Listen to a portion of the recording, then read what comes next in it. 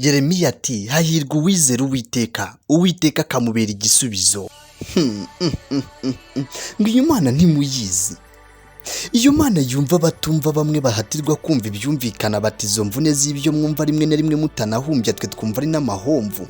Iyo Mana ntimuyizi. Imana ikora ibidakorwa n'abahanga bamwe baminuje mu buhanga, yibikora ako kanya nko guhumbya babasenzi b'abasambanyi basambanya abacuka, bakorakora abakobwa bakwera ibikomeye ikabagaruza neza mu kanya nk'ako guhumbya ikabagarura ahakwiye. Ngiyo Mana nimuyizi bahu.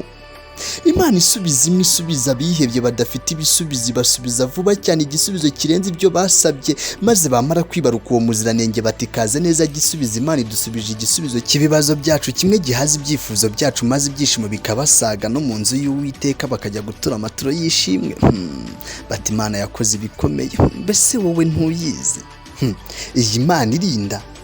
Iyi Mana irarinda abaraharinda imukerega, irinda abaturinda ikaturinda abaduhonda ngo duhondobere ikaduhondaho urukundo rwinshi.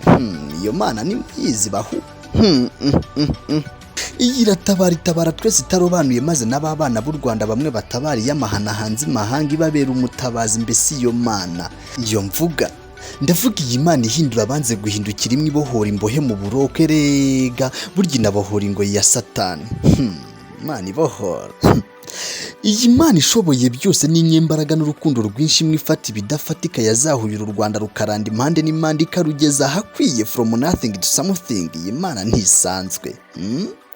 Nanjye nyiri kuyivuga yankoreye ibikomeye, nzahora nyirata. Mbese bahunda kuzi Mana.